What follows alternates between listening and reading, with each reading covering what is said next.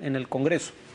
Muy bien, nosotros de Chile nos vamos a Venezuela. El gobierno anunció que ha encarcelado a los empresarios cómplices de lo que llama la guerra económica. También prepara leyes para limitar las ganancias de los comercios entre 15 y el 30%. Ya son 100 los empresarios arrestados en Venezuela desde el fin de semana, cuando el presidente Nicolás Maduro comenzó su batalla contra los comercios acusados de sobreprecio de artículos eléctricos, llantas, juguetes y otro tipo de bienes. Ante este hecho, Jorge Roig, titular de la Fede Cámaras, el gremio de empresarios venezolanos, afirmó que los comerciantes no están conspirando contra la economía del país, sino inspirando la creación de empresas. Asimismo, sostuvo que lo que se ha desatado en Venezuela es una borrachera consumista y que pronto habrá una resaca. Como parte de esta campaña, la Asamblea Nacional ya ha aprobado en primera discusión una ley habilitante que le otorga poderes especiales al presidente Maduro, que le servirá para gobernar por decreto durante un año. Queda aprobada en primera discusión la ley habilitante que otorgará poderes especiales al camarada Nicolás Maduro para seguir luchando contra la especulación, contra la guerra económica, contra la corrupción. Desde aquí, camarada Nicolás Maduro, la mitad de la tarea está cumplida. El día martes convocamos desde ya a todos los diputados, los que estamos aquí, el 99 que está en la calle, que se vengan para la Asamblea, victoria popular, para entregarle a Nicolás Maduro la ley habilitante que le da poderes especiales para seguir luchando contra la burguesía amarilla parasitaria. Según algunos analistas, se trata de una cruzada para calmar la frustración que los venezolanos sienten en su economía, cuya inflación es de 54% anual. Surge además a pocas semanas de que se realicen las elecciones municipales, que según la oposición pondrá a prueba la popularidad del gobierno. A ese pueblo humilde, a ese pueblo trabajador, yo le digo, yo lo que voy es para adelante, con fuerza, con todo. Y ahora con la habilitante no me para nadie para proteger a este pueblo de los especuladores, los parásitos, los ladrones. Maduro ha solicitado estos poderes el mes pasado, argumentando que los necesitaba para combatir no solo la guerra económica, sino también la corrupción. Tengan el color que se quieran poner. Si un corrupto se quiere disfrazar de rojo rojito, por él también voy a ir con la habilitante. La cacería de brujas contra los comerciantes usureros en Venezuela ha dejado imágenes como esta, en la que un empresario de origen árabe llora desconsoladamente al ser removido de su puesto, acusado de elevar el precio de sus productos hasta en 260%. Así es, el presidente de la Cámara Empresarial de Venezuela ha dicho que se han desatado una borrachera consumista que traerá escasez en los próximos meses, muy cercano. Dice que en enero próximo se verá ya las consecuencias, ya que parece que no están muy interesados en volver a invertir. Bueno, una verdad de perogrullo, enero viene después de diciembre y las elecciones son en diciembre. O sea, el punto es que esto podría darle réditos electorales en las elecciones regionales del 8 de diciembre y efectivamente, igual como ocurrió en la última elección presidencial, los problemas producto de estas decisiones vendrán después de la elección. Va a haber años antes de que haya una nueva elección. Pero el problema en que se está metiendo, en mi opinión, el gobierno venezolano podría ser serio, porque, a ver, el argumento del gobierno, y que en más de un caso debe ser cierto, es el siguiente. Estos empresarios están importando estos electrodomésticos a un tipo de cambio oficial de 6 bolívares con 30 centavos y están pretendiendo venderlos como si los hubieran importado al cambio libre o negro, porque es un cambio no oficial, como se le suele llamar mercado negro, digamos, que está casi 10 veces por encima de esa cotización. Si eso fuera cierto, aún así eso va a traer consecuencias, porque es difícil pensar que estos empresarios vayan a reestoquearse, o sea, digamos, volver a adquirir electrodomésticos para seguir en este rubro después de lo que les acaba de pasar. Pero también cabe la posibilidad de que muchos de ellos, al no obtener suficiente o en el momento debido, digamos, dólares al mercado, perdón, al cambio oficial, hayan tenido que importar comprando dólares en el mercado negro, que está casi 10 veces por encima de la cotización del dólar oficial. Y en ese caso se les estaría obligando a vender a pérdida, una gran pérdida, ¿no?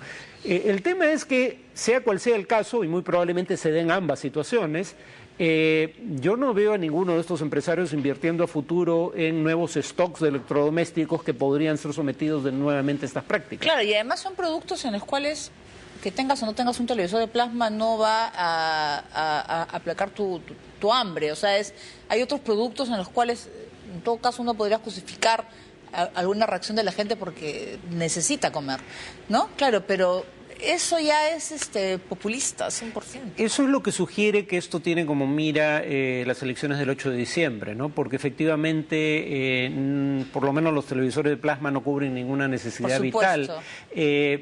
Y reitero, el tema es que incluso si la mayoría de casos fueran casos en donde el argumento del gobierno, esta gente está comprando a 6 y vendiendo como si hubiera comprado, o sea, dólares a 6, importando, mejor dicho, con dólares a 6 y está vendiendo como si hubiera importado con dólares a 60, fuera cierto, el problema sigue siendo que salvo que el gobierno a partir de ahora se haga cargo de la importación de electrodomésticos, muchos de estos empresarios probablemente cierren sus empresas y se dediquen a otra cosa. Los empresarios que estén libres, porque hay como 100 que están detenidos, pero esta ley habilitante también puede traer una serie de detenciones, por ejemplo, contra la libertad de prensa o una serie de temas que no les guste al gobierno de Nicolás Maduro. Eso es peligroso. Claro, la paradoja aquí es que el Congreso no sabe con certeza qué se va a legislar. ¿Qué acciones se sabe sobre qué tema se va a legislar, pero habiendo un Congreso en funciones y teniendo mayoría clara el gobierno,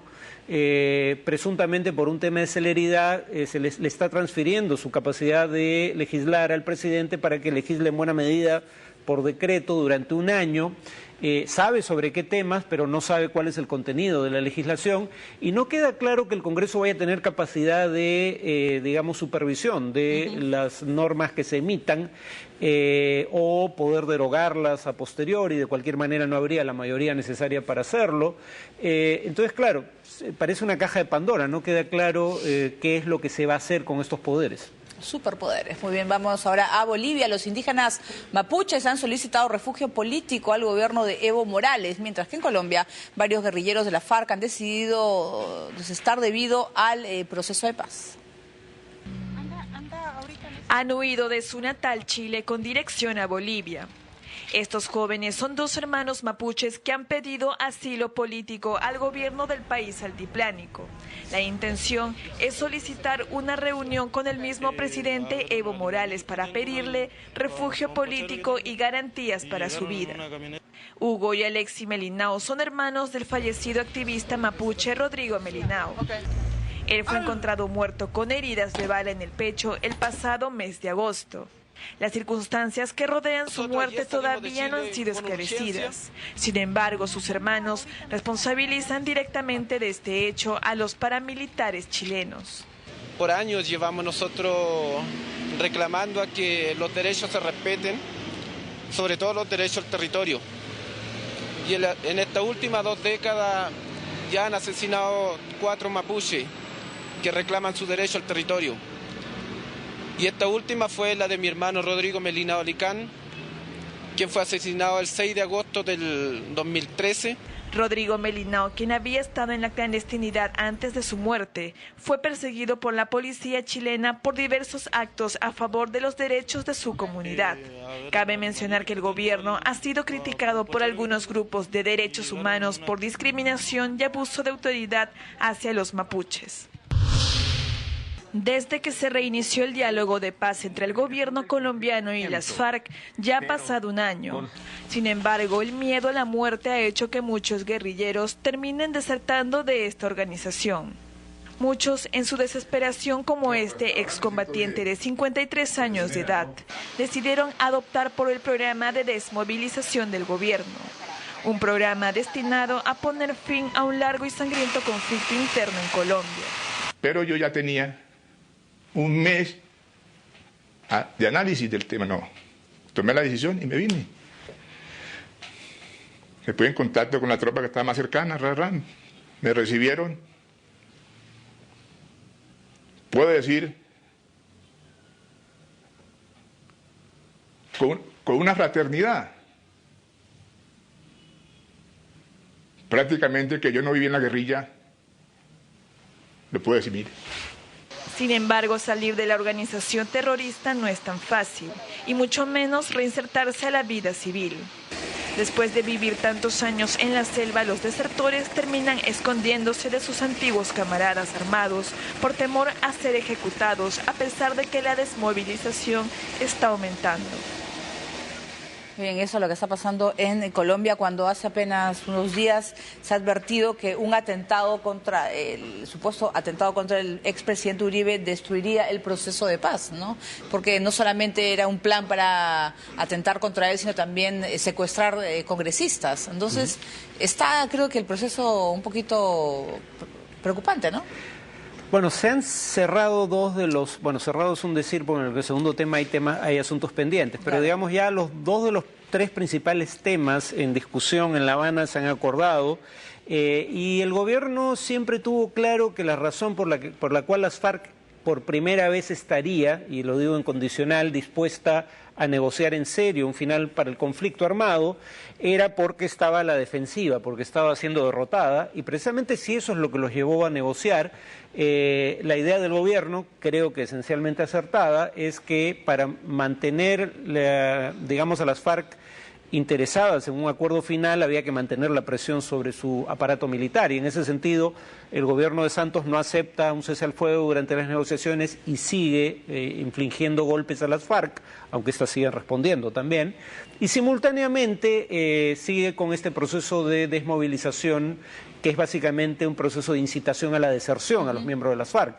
El argumento básico sigue siendo de no haber ocurrido todo esto, de no estar las FARC a la defensiva, de no haberse reducido sus huestes de 20.000 a principios del siglo a unos 8.000 el día de hoy, no habría negociaciones en La Habana.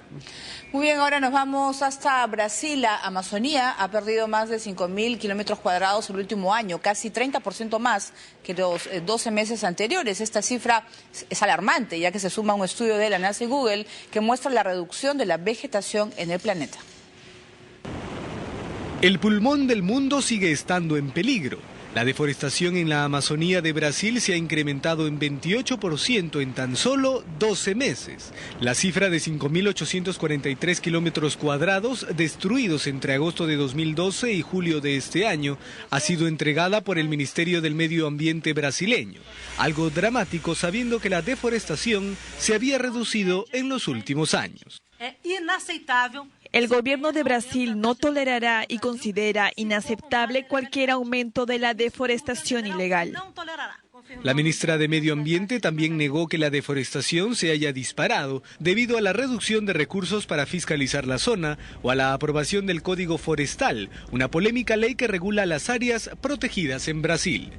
A esta información se suma un estudio conjunto de la NASA y Google que muestra cómo ha resultado afectada la vegetación del planeta a causa de la tala de árboles, incendios forestales, huracanes, plagas de insectos, entre otros.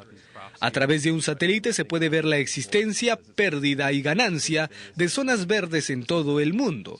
Para interpretar correctamente el mapa, hay que tener en cuenta que estas indican la vegetación que se ha conservado. En rojo está lo que se ha perdido, en azul lo que se ha ganado y en rosado las zonas en las que sucedieron ambas cosas. En el caso de América Latina queda clara la crítica situación de la Amazonía, pero también la dramática tala en países como Paraguay, Bolivia y las provincias del centro y norte de Argentina. En el norte del continente, Canadá vive una situación similar. Muy bien, vamos a hacer una primera pausa en el programa. Vamos a volver con China, que ha lanzado las mayores reformas económicas y sociales en décadas. Y también vamos a contarles que François Hollande es considerado para